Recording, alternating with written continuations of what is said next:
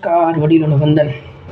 હાલ વિવાહનો શુભારંભ થઈ ચૂક્યો છે અને આજે આપણે વાત કરીશું લગ્ન ઉત્સવ દરમિયાન ડીજે જે સિસ્ટમ હોય છે તેની લાભ અને નુકસાની વિશે. તો આપણે વાત કરીએ કે ડીજે સિસ્ટમ વગર આજના યુવાનો જે છે તે નાચગાન કરતા નથી અને ડીજે સિસ્ટમનો ભરપૂર ઉપયોગ કરે છે. તો ખાસ કરીને એટલું જ જણાવવાનું છે કે ડીજે જે સિસ્ટમ હોય છે તે લોડ કરેલી વાહનોમાં કદાચ ક્યાંક ને ક્યાંક અકસ્માતો થાય છે.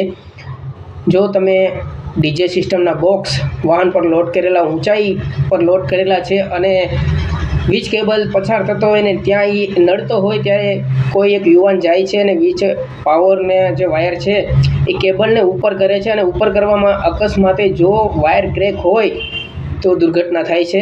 અને બીજી વાત છે, અને બે ચાર મુદ્દા એવા આપણે પહેલાં જોયેલા છે કે આ વીજ કરંટથી અકસ્માતમાં ઘણા એવા જીવ જોખમમાં પણ મુકાયેલા છે. બીજી વાત આપણે કરીએ કે ડીજે બોક્સ લોડ કર્યા પછી જાનૈયાઓ કદાચ એટલા બધા મશગુલ થઈ જાય છે નાચવામાં કે ડીજે બોક્સની ઉપર જઈને નાચે છે. અને આવી પરિસ્થિતિમાં ઘણીવાર ડીજે બોક્સ નીચે પડતા જોયા છે. નીચે નાચવાવાળા વ્યક્તિઓ પર અકસ્માત થયો છે, હુમલો થઈ ચૂક્યો છે આ ડીજે બોક્સનો. બોક્સની ઉપરથી પહેલાં જે વ્યક્તિ નાચતા હોય એ આવે છે અને એની નીચે પછી આ બોક્સ આવે છે, એટલે નીચે નાચવાવાળા વ્યક્તિઓને ખૂબ નુકસાની પહોંચે છે. ઘણીવાર જીવનો જોખમ પણ થાય છે. તો ડીજે બોક્સ ઉપર જઈને નાચવું નહીં. વાહનો જે લોડ કરેલા હોય છે એ વાહનોને આગળ પાછળ વ્યવસ્થિત રીતે જગ્યા રાખી અને ચાલવું.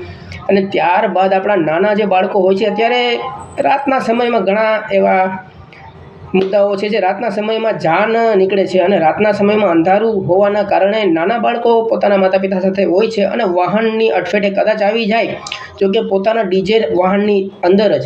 એનું કારણ છે કે જે ડીજે વાહન હોય છે તેની આસપાસની જગ્યાઓની બહાર કે અંદર લાઇટ નથી હોતી, પરંતુ જાનની અંદર લાઇટ હોય છે, ડીજેની બહાર લાઇટ હોય છે, ઉપર લાઇટ હોય છે, પણ જે ટાયરો હોય છે વાહનોના ત્યાં લાઇટ નથી હોતી.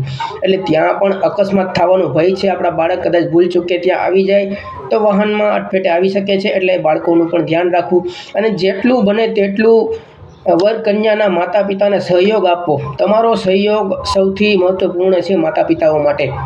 ખાસ કરીને આટલું જ જણાવવા માગું છું. બાકીના મુદ્દા મેં લખાણ સાથે નોંધી લીધા છે, તેમની પણ વિશેષ ધ્યાન લેવી. આટલું કરીને વિનવું છું. જય ભારત, જય હિન્દ.